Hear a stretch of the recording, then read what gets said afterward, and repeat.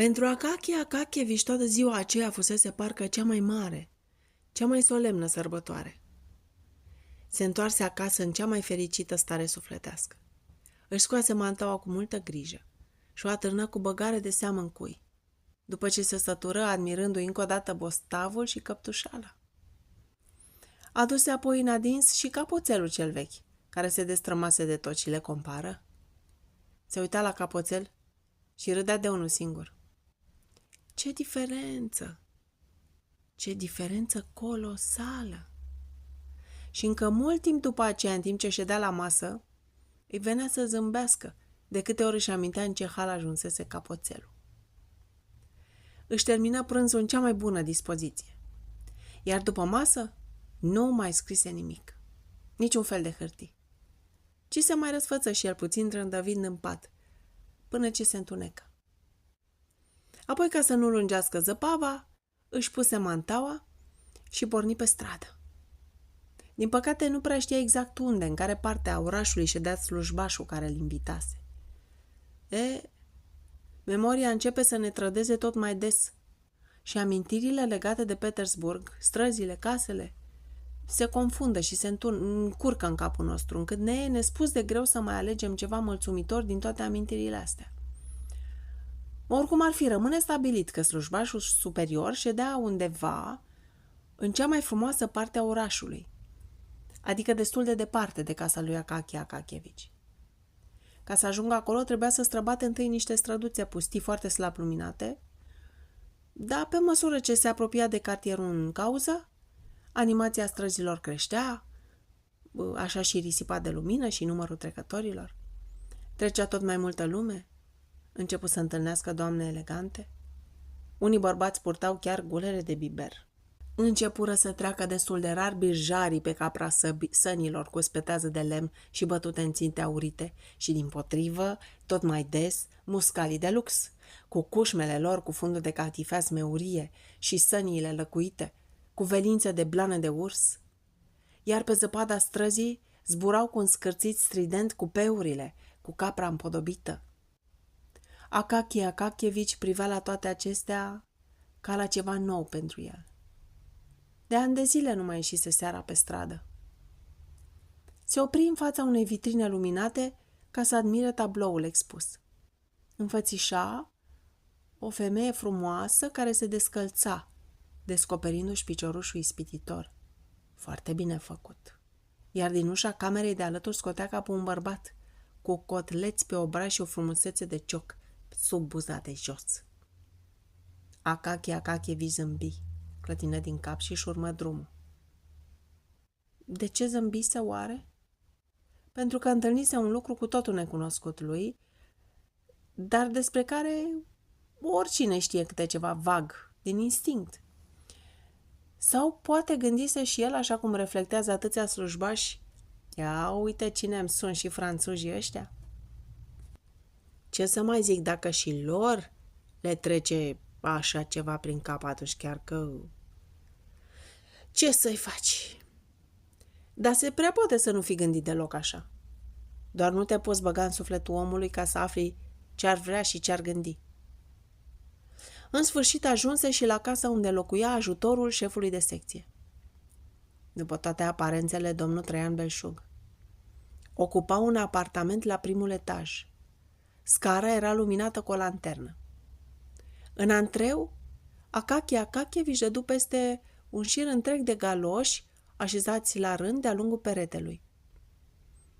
În mijlocul antreului tronă un samovar care fierbea sfărăind și scoțând rotocoale groase de aburi. Pe pereți atârnau tot felul de mantale și pelerine, dintre care unele chiar cu guleri de biber sau cu revere de catifea.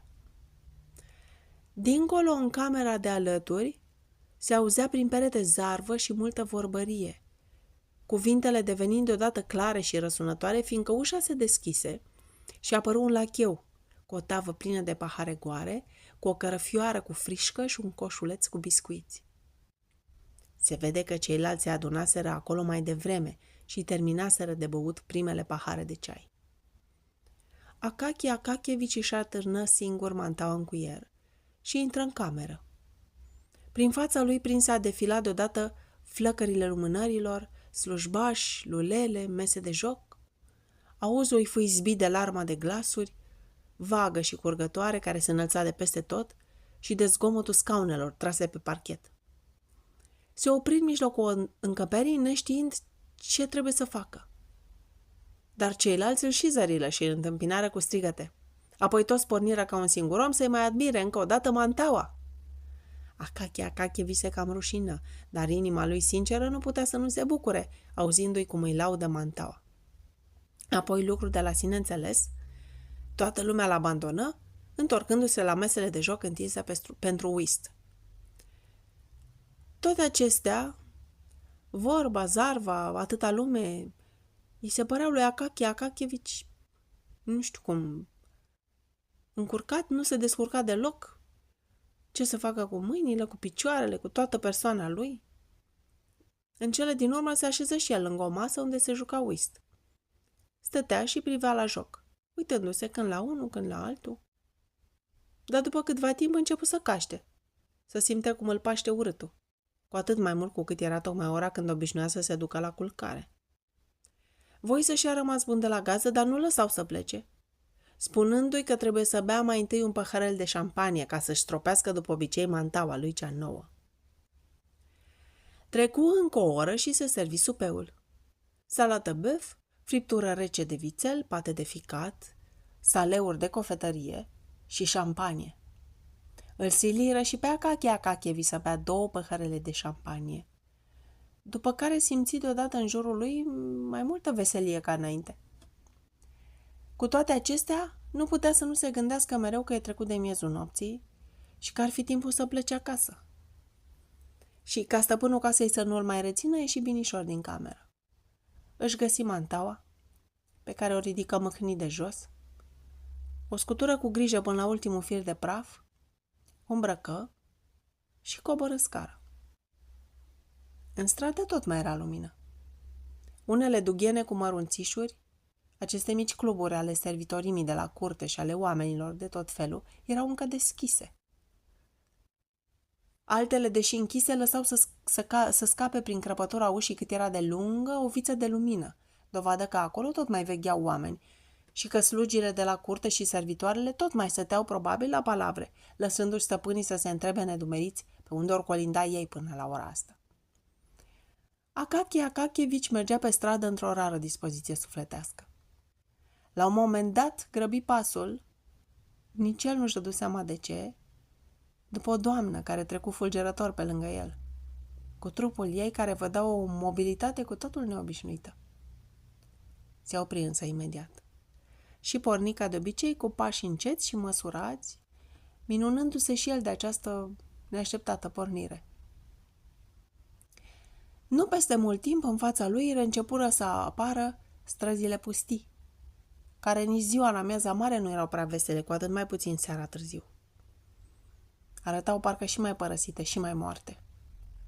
Felinarele aprinse se răreau din ce în ce, uleiul destinat lor dându-se pe semne cu tot mai multă economie.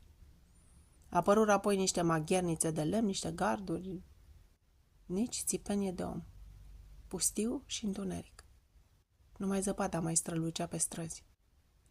Casele scunde stăteau triste și întunecoase, adormite, cu oblanele trase. Acum se apropiau răscruce, unde strada pe care pornise el se întrătăia cu o piață nesfârșită, cu casele abia zărindu-se la celălalt capăt, înfricoșătoare în pustietatea ei. Departe de tot, Dumnezeu știe unde, pâlpâia o luminiță la o gheretă de paznic, pierdută parcă la marginea lumii. Buna dispoziție a lui Akachevici scăzuse simțitor.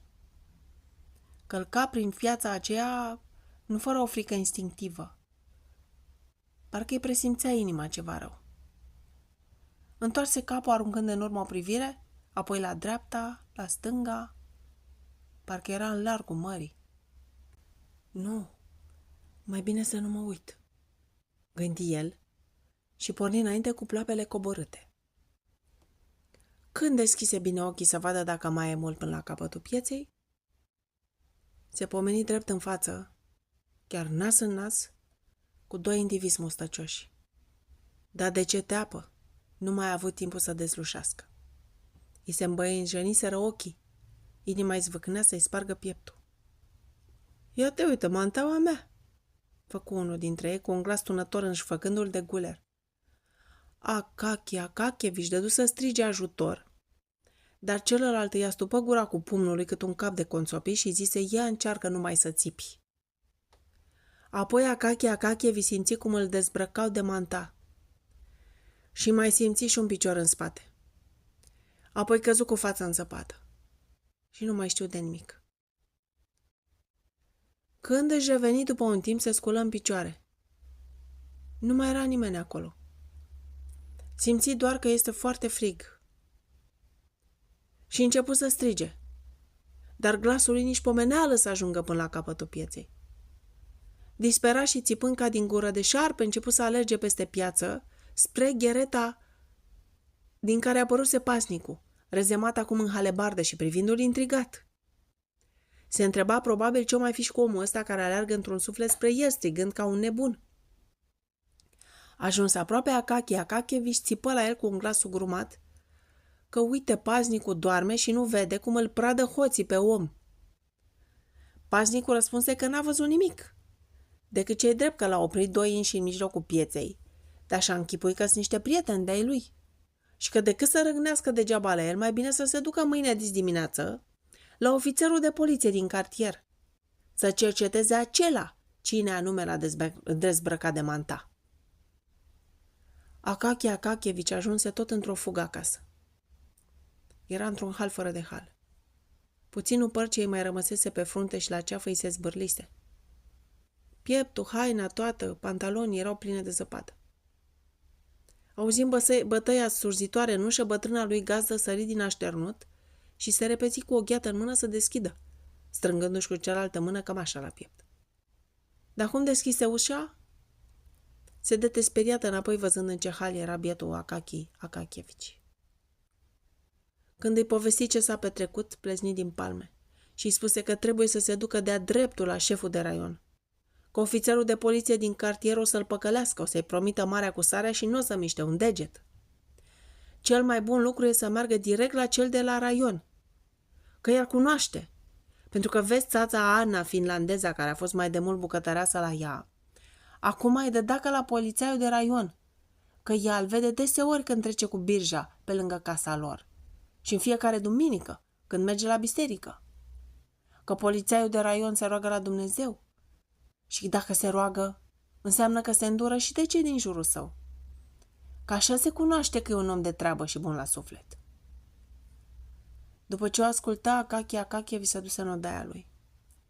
Și cum și-o fi petrecut el noaptea aceea? Să se gândească singuri cei care s-ar putea închipui cât de cât într-o asemenea situație. Disde dimineață porni la șeful poliției de raion. Dar i se spuse că dumnealui mai doarme.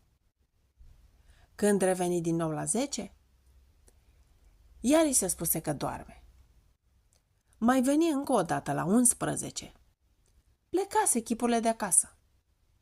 Atunci se reîntoarse iarăși pe la ora prânzului, dar furierii din antreu se încăpățânară să nu-l lase să intre și țineau neapărat să afle ce treabă are cu șeful, ce i s-a întâmplat. Atunci Akachevici, vrând să-și dovedească și el odată în viața energia, le spuse foarte hotărât că trebuie să-l vadă personal pe șeful poliției de raion, că nimeni nu are dreptul să-l oprească, că a venit anume de la departament într-o chestiune de serviciu și că are de gând să-i reclame pe toți și o să vadă ei atunci. Auzind toate acestea, furierii nu mai îndrăzniră să obiecteze nimic și unul dintre ei se duse să-l anunțe șefului poliției de raion. După ce ascultă plângerea cu jefuirea mantalei, polițaiul de raion lua o atitudine foarte curioasă. În loc să dea atenție punctului principal al situației, se apucă să-l descoase pe Akachevici, întrebându-l că de ce se întorcea acasă așa de târziu, dacă nu cumva trecuse pe la vreo casă de ochiată. Așa că Akachevici se fâstăci, își pierdu cumpătul de tot și plecă acasă fără să-și poată da seama dacă afacerea cu mantaua lui va porni sau nu pe calea cuvenită. Lipsi de la serviciu toată ziua. Unica absență în viața sa. Iar a doua zi se prezentă la departament, palid și tras la față, în vechiul său capoțel, care arăta mai jalnic ca niciodată. Povestea lui cu furtul mantalei nou-nouțe, deși se mai găsiră câțiva slujbași care nici de data asta nu voiau să scape prilejul să-și bată joc de Akakie Akakievici, îi înduioșă pe mulți dintre colegi. Luară pe loc hotărârea să-l ajute printr-o colectă, dar banii strânși reprezentau mai nimica, pentru că, slavă Domnului, cheltuiseră și așa prea mult, cu subscripția pentru portretul directorului și cu nu știu ce carte propusă de șeful serviciului, bun prieten cu autorul cărții. Unul din colegi vrut din compătimire să-l ajute pe Akakie Akakievici măcar cu sfatul și îl îndemnă să nu se mai ducă la șeful poliției de cartier, fiindcă acela ar putea să-i găsească mantaua, desigur ca să impresioneze pe șefii mai mari, dar mantaua ar putea rămâne la poliție, dacă Akakie Akakievici nu ar putea să aducă dovezi destul de convingătoare că îi aparține. De aceea, crede el, mai bine s-ar adresa unei anumite persoane influente, care, intervenind în scris acolo unde trebuie, ar putea face ca demersul său să aibă succes.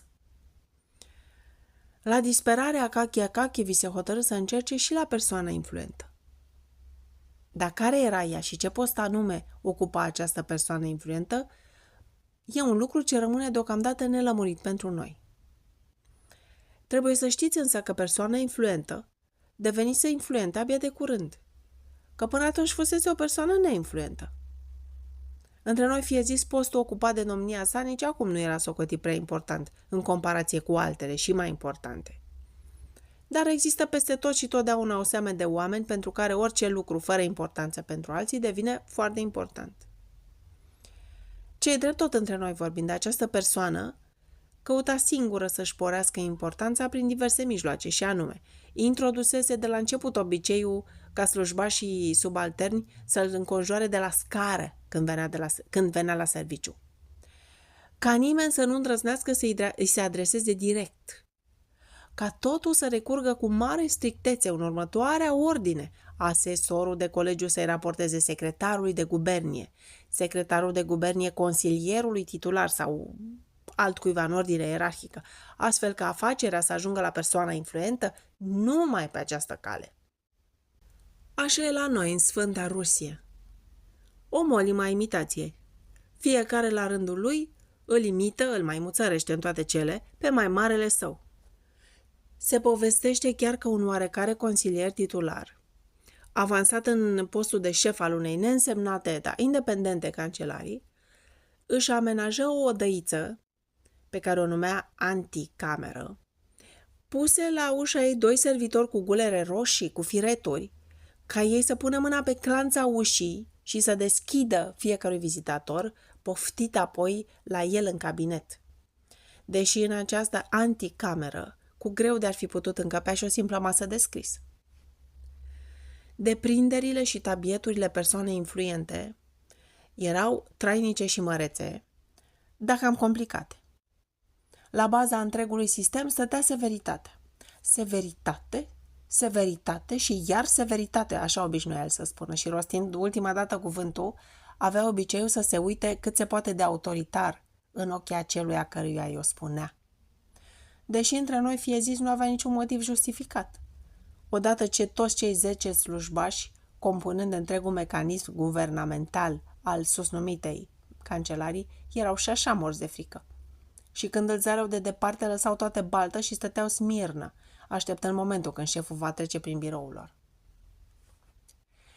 Chiar și cea mai obișnuită convorbire cu subalternii săi decurgea sub semnul severității și consta de obicei din 3 fraze. Cum îndrăznești? Îți dai seama cu cine vorbești? Știi în fața cui te afli? Și cu toate acestea avea un suflet bun și era cum se cade în raporturile cu colegii, chiar serviabil uneori. Însă gradul de general îl zăpășise cu totul. De când fusese avansat la acest grad, se tulburase din calea afară. Nu mai știa ce să facă, nu mai știa cum să se poarte. Dacă îi se întâmpla să se întâlnească cu un egal, se dovedea un om cum se cade.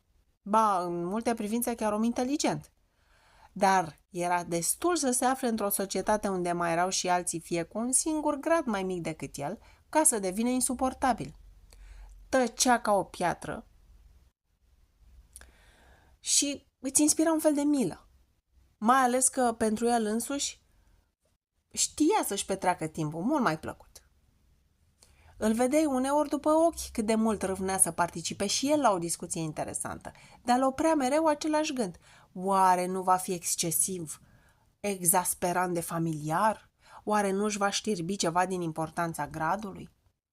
Și din toate aceste considerente rămânea mereu în aceeași stare, tăcut ca o piatră, răspunzând doar din când în când monosilabic și asigurându-și astfel faima de cel mai plictisitor om. Iată la ce fel de persoană influentă se prezentă Akaki Akakievich al nostru. Și o nimeri și într-un moment nepotrivit. Sau, cum s-ar zice, defavorabil pentru el, deși foarte favorabil pentru persoana influentă.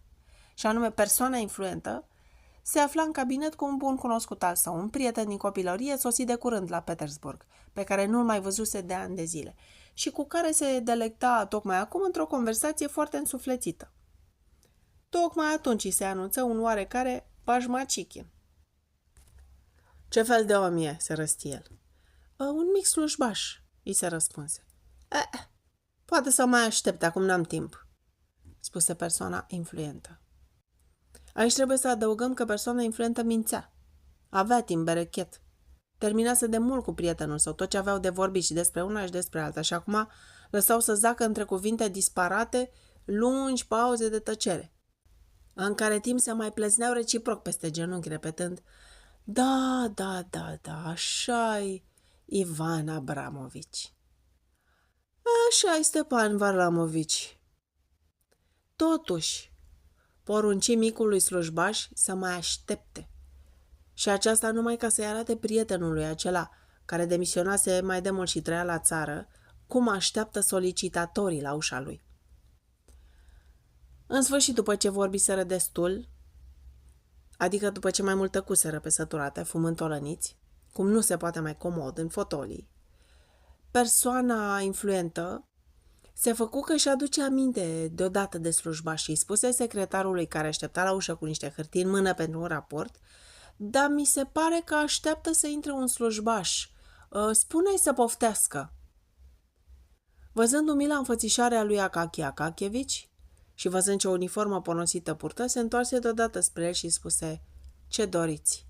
Cu glasul acela răstit și aspru, pe care îl încercase de atâtea ori, făcând exerciții de unul singur în fața oglinzii la el în cameră, cu o săptămână înainte de a fi numit în post cu gradul de general pe care îl deținea acum. Akaki Akakievich, care și așa era sânjenit prin fireasca lui sfială, încă dinainte de intra, se intimidă și mai și, se exprimă cum putu și pe cât îl ducea mintea, intercalând și mai des ce să-i faci al său, explicând că avea o manta bună nou-nouță și că îi se furase cu barbarie și că îi se adresează lui excelenței sale, rugând-o pe excelența sa să pună o vorbă bună pe lângă domnul oberpolițai al capitalei sau pe lângă altcineva să-i se găsească mantaua furată. Cine știe de ce generalului îi se păru prea familiară această purtare. Ce înseamnă asta, domnul meu? Îl luă el în primire. Tot așa, răstit. Ce, nu-mi cunoașteți ordinele? Unde vă treziți? Nu știți cum se procedează? Trebuia să înaintați mai întâi o cerere la cancelarie. Această cerere ar fi fost îndreptată întâi către șeful secției respective și apoi către șeful serviciului și pe urmă prezentată secretarului meu, care în cele din urmă mi-ar fi prezentat-o mie. Dar, excelență, începu Akaki Akakievich, căutând să-și adune puținul curaj ce-l mai avea și simțind în același timp că îl trec toate sudorile. Eu, excelența voastră, mi-am îngăduit să vă supăr tocmai pentru că în secretar nu prea te poți încrede. Ce? Se răsti persoana influentă. De unde v-ați molipsit dumneavoastră de asemenea idei? De unde vine spiritul ăsta libertin? Ce înseamnă răzvrătirea asta care s-a lățit peste tot la tineretul de azi împotriva șefilor și persoanelor suspuse? Precum se vede, persoana influentă nu observase că Akaki Akakievich era om de peste 50 de ani. Și chiar dacă ar fi putut să-l numească tânăr la cei 50 de ani ai lui, n-ar fi fost posibil decât cu o oarecare relativitate, adică pornind de la cineva care ar fi avut, să zicem, cel puțin 70 de ani. Vă dați seama cu cine vorbiți? În fața cui vă aflați? Înțelegeți ori nu? Înțelegeți ori nu? Și aici persoana influentă bătut din picior. Ridică glasul până la tonul tunător, ce l-ar fi îngrozit și pe unul mai puțin timid decât Akakie Akakievich. Akakie Akakievich îngheță de frică. Se clătină. Începu să tremure din toate membrele și dacă n-ar fi sărit oamenii de serviciu să-l sprijine, ar fi căzut grămadă pe podea. L-au scos din cabinetul generalului pe brațe, mai mult mort decât viu. Iar excelența sa, persoană influentă, foarte mulțumită de efectul administrării, care întrecuse toate așteptările sale, și cu totul amețit la gândul că cuvântul său e în stare să-l facă pe om să leșine, trăgea cu coada ochiului la prieten să vadă ce crede el și constată cu satisfacție că și prietenul căzuse într-o stare greu de determinat. Înfricoșat, parcă, la rândul. Cum coborâ scara, cum se pomeni în stradă, toate astea Akakie Akakievich nu și le mai amintea deloc. Nu-și mai simțea nici mâinile, nici picioarele. Toată viața lui nu fusese certat atât de aspru și încă de un general străin. Mergea acum cu gura deschisă prin viscolul care șuiera pe străzi și simțea cum îi fuge trotuarul de sub picioare. După cum se știe, la Petersburg vânturile îl băteau din toate părțile simultan. Îl asaltau din toate fundăturile. Într-o clipă, anghina îl și strângea de gât. Ajuns acasă, nu mai fu în stare să scoată o vorbă. Se umflă tot și căzu la pat. Atât de cumplit este uneori efectul admonestării. A doua zi ardea, zgâlțâit de friguri violente. Datorită ajutorului binevoitor al climei Petersburgului, boala lui progresă mult mai repede decât era de așteptat. Așa că la venirea doctorului acesta îi pipăi doar pulsul și nu a avut altceva de făcut decât să-i prescrie comprese fierbinți. Și asta doar așa ca bolnavul să nu rămână fără binefăcătoare asistența medicinei. Îi declară între altele gazdei că cel mult o zi jumate bolnavul o să moară și adăugă: iar dumneata, mătușă, nu pierde vremea. Comandă-i repede un sicriu de brad, nu de stejar, că ar fi prea scump. Să fi auzit Akakie Akakievich vorbele doctorului, fatale pentru el. Și chiar dacă le-a auzit, au mai putut trezi în el ceva zguduitor? I-a părut lui rău de nenorocita lui de viață? Toate astea nu le mai știe nimeni, pentru că mai tot timpul bolnavul rămase pradă frigurilor și delirului. Ba, îi se înfățișau mereu niște scene, una mai ciudată decât alta. Ba, îl vedea pe Petrovici și comanda o manta cu capcane pentru hoți, pe care îi simțea mereu sub patul său și o tot chema pe gazdă, rugându-i să-i scoată barem unul de sub plapumă. Ba, o întreba de ce pe perete atârnă în fața lui vechiul său capoțel când el are o manta nouă. Ba, visa că stă iarăși în fața cumplitului general sub grindina admonestării și tot repeta: recunosc excelența voastră. Ba, în sfârșit, începea să blesteme. Rosti în cele mai înspăimântătoare cuvinte, încât bătrâna lui gazdă își făcea într-una îngrozită semnul crucii, mai ales că niciodată până atunci nu auzise așa ceva din gura lui. Și curios, blestemele acelea veneau imediat după cuvintele excelența voastră. Mai târziu prinse a îndruga vorbe cu totul lipsite de sens, așa că de înțeles nu se mai înțelegea nimic. Se vedea numai că toate gândurile lui și dezlănatul șir de cuvinte se învârteau tot timpul în jurul mantalei. În sfârșit, bietul Akakie Akakievich își dădu ultima suflare. Nu s-au pus sub sigiliu nici puținele sale lucruri, nici odaia lui, pentru că nu existau moștenitori legali. Și apoi tot ce lăsase era o prea sărăcăcioasă moștenire, o legătură de pene de gâscă, o testea de hârtie albă specială pentru adrese oficiale, 3 perechi de șosete, 2-3 nasuri de pantaloni și capoțelul său, atât de cunoscut cititorului. Cui au rămas toate astea, singur Dumnezeu știe. Mărturisesc că nici măcar povestitorul acestei întâmplări nu s-a gândit să se intereseze. L-au luat și l-au dus pe Akakie Akakievici și l-au îngropat. Petersburgul a rămas fără el. Ca și cum Akakie Akakievici nici n-ar fi locuit acolo vreodată. A dispărut neocrotită de nimeni o ființă omenească. O ființă care nu a fost dragă nimănui, de care nu s-a interesat niciodată nimeni, care nici măcar nu a tras asupra sa atenția vreunui cercetător al naturii, deși aceștia nu scapă nicio ocazie să fixeze în o muscă din cele mai comune și să o examineze atent la microscop. O ființă care suferise cu răbdare toate batjocurile conțopiștilor și acum intrase în groapă de pe urma unei întâmplări cu totul neînsemnate. O ființă pe lângă care, măcar acum la capătul vieții, trecuse ca un fulger oaspetele cel mai luminos, sub înfățișarea mantalei, dând strălucire de o clipă sărmanei lui vieții. Dar peste această ființă, nenorocirea neînduplecată se prăvălise la fel de fatal ca și peste cei mai mari regi și stăpânitori ai lumii.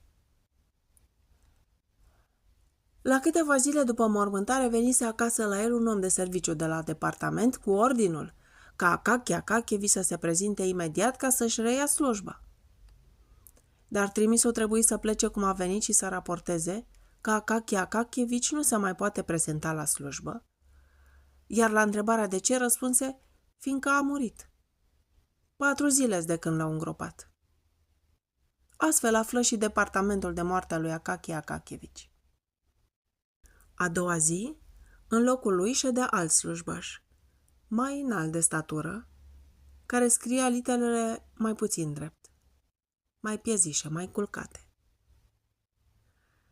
Cine și-ar fi putut închipui că povestea lui Akakie Akakievici nu se termină aici și că i-a fost dat ca și după moarte, parcă drept răsplată pentru viața lui nebăgată în seamă, neștiută de nimeni, să stârnească timp de câteva zile o zarvă nemaipomenită.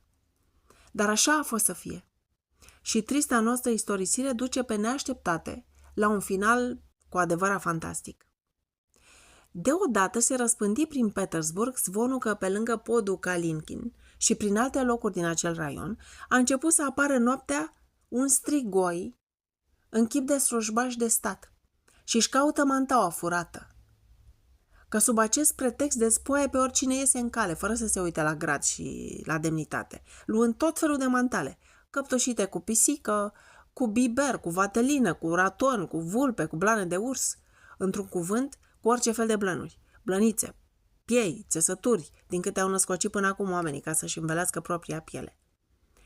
Unul dintre slujbașii departamentului văzuse strigoiul cu proprii lui ochi și recunoscuse imediat. Akakie Akakievici era. Dar se îngrozi atât de rău la vederea lui încât o lua la gană cât îl ținu picioarele. Și astfel nu putuse să-l vadă prea bine. Văzuse doar atât, cum Akakie Akakievici îl amenința de departe cu degetul.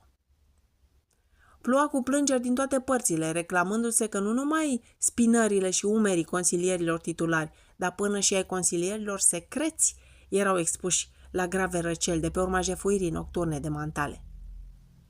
Poliția a primit dispoziții ca strigoiul să fie prins de urgență, mort sau viu, și pedepsi cu toată asprimea, drept o pildă grăitoare pentru toți ceilalți. Și n-a lipsit mult ca aceste dispoziții să fie puse în aplicare cu succes. Și iată cum. Un paznic dintr-un cartier oarecare îl prinse pe mort, pe ulicioara Chirioșkin, în flagrant delict, adică luând de pe umerii unui fost muzicant care cântase cândva din flaut o manta de molton. Paznicul înhăță strigoiul de guler și strigă în ajutorul lui pe alți 2 paznici, camarazii lui, și le zise să-l țină bine, în timp ce el își băga mâna întureat ca cizme și scotea de acolo o cutie cu tabac, să-și mai învioreze puțin nasul degerat de 6 ori la rând până atunci. Se vede însă că tabacul ăsta era așa de iute că nu-l suferi nici mortul. Astupându-și neara dreaptă, tabacul nu apucă bine să fie tras pe nara stângă, când strigoiul strănuta așa de tare încât împroșcă pe toți 3 drept în ochi. Și până să-și ducă ei pumnii strânși la ochi și să-și frece, pieri. Până și urma strigoiului, așa că paznicii nu mai știau dacă într-adevăr le căzuse în mână sau nu. De atunci intra atâta groază în paznici când era vorba de răposați, că se codeau să-i mai prindă până și pe ea vii, strigându-le doar de departe. Ei, ce cauți acolo? Ia, vezi de drum! Iar slujbașul mort începuse să se arate acum până și dincoace de Kalinkin, băgându-i în speriet și pe cei mai curajoși. Dar din vorbă în vorbă, uite că îl lăsarăm cu totul deoparte tocmai pe domnul general, persoana influentă care determinase de fapt întorsătura fantastică a poveștii noastre, de altfel perfect veridică. Totuși, din spirit de dreptate, nu putem să nu spunem că foarte curând după plecarea din cabinet a bietului Akakie Akakievich, pe care îl doborâse cu mustrările, persoana influentă simți un nu știu ce așa, ca o vagă părere de rău. Compasiunea nu era străină cu totul de sufletul său. Inima îi rămase deschisă încă la multe sentimente frumoase, atâta doar că gradul său actual îl oprea să și le manifeste. Îndată ce prietenul în trecere prin capitală îi părăsi cabinetul, excelența sa a început să se gândească la bietul Akakie Akakievich. Și de atunci nu trecea zi să nu răsară dinaintea ochilor acela Akakie Akakievich, care, palid cu fața scofâlcită, nu rezistase la mustrarea oficială. Gândul la el îl neliniștea într-atât încât după săptămână hotărâ să trimită după slujbaș pe unul dintre subalterni. Să vadă ce-i cu omul acela, cum îi mai merge și dacă n-ar fi cazul să-l ajute cu ceva. Când i se raportă că Akakie Akakievich morise, rămase împietrit. Remușcarea nu-i mai dădea pace și toată ziua se arăta foarte mohorât. Vrând să mai uite povestea asta neplăcută și să se mai distreze, se duse seara la un prieten, unde găsi o societate destul de numeroasă și încă și mai plăcut. Aproape toți musafirii erau de același grad cu el, așa că se simți din nou în apele lui. Această împrejurare a avut o influență extraordinară asupra dispoziției generalului. Se deschise la suflet și deveni în conversație cât se poate de plăcut și de gentil. Într-un cuvânt își petrecu seara cât se poate de bine. La masă goli vreo 2 cupe cu șampanie, ceea ce lucru știut este leac cu efect sigur pentru o bună dispoziție. Tot șampania ai deteghe și în altă ordine de idei, hotărându-se să nu meargă de acolo direct acasă, ci să se abată pe la o cunoscută, doamna Carolina Ivanovna, pentru care nutrea sentimente de cea mai pură prietenie. Trebuie să adăugăm că persoana influentă era un om în etate, soț credincios și respectabil tată de familie.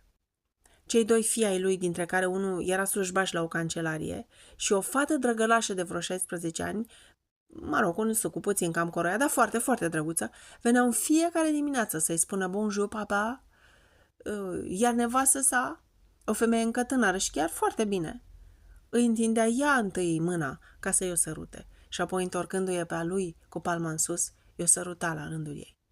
Vezi bine că persoana influentă, de altfel pe deplin satisfăcută de tandreța familiei, găsise cu cale să aibă și o prietenă pentru relații strict prietenești în alt cartier al orașului.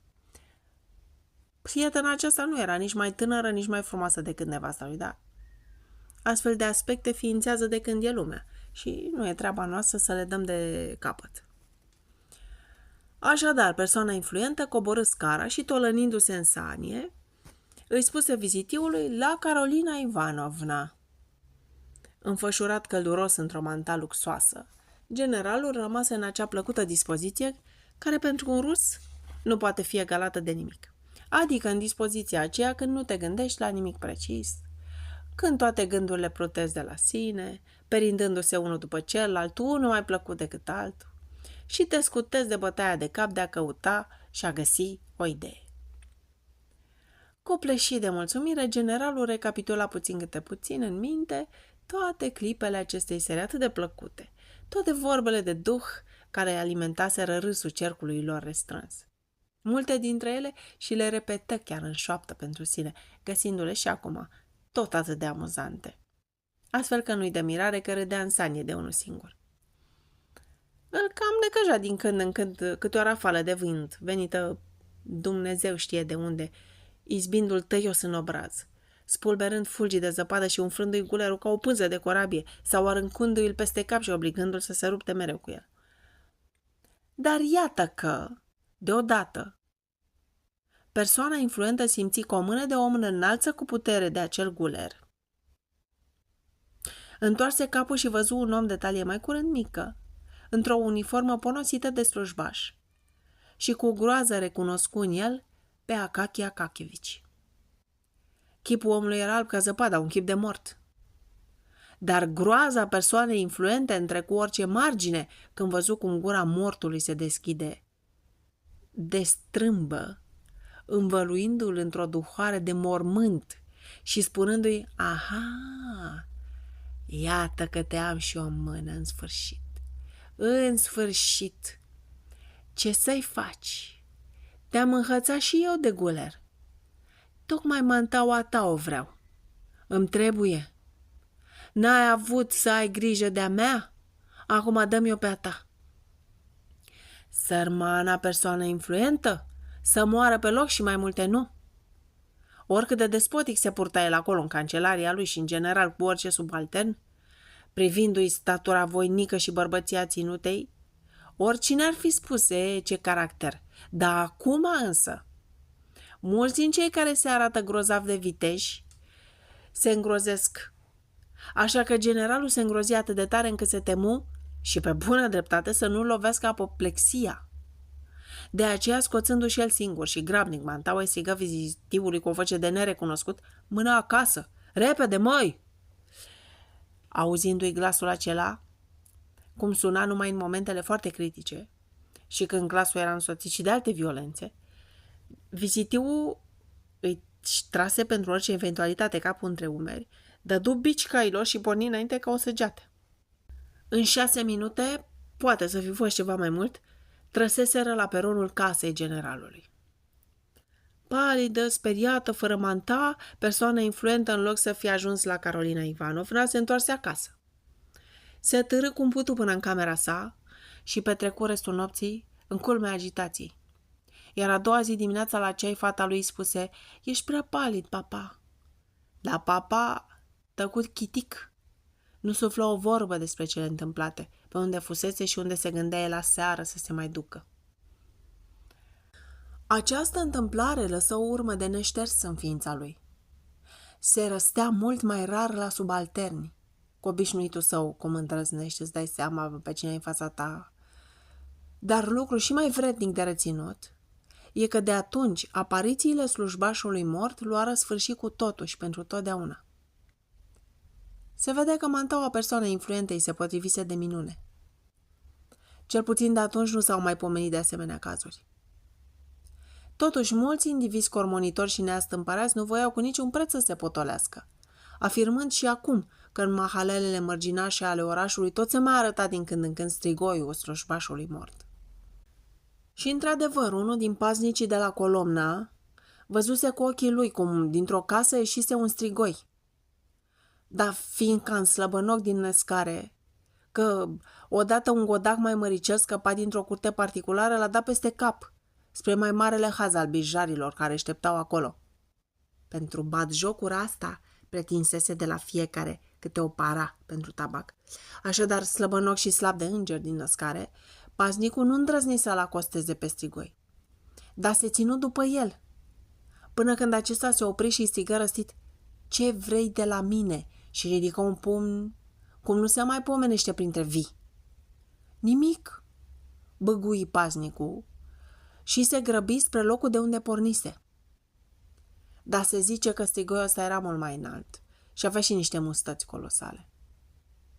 Se îndreptă după aceea către podul Buhov și se topi în noapte.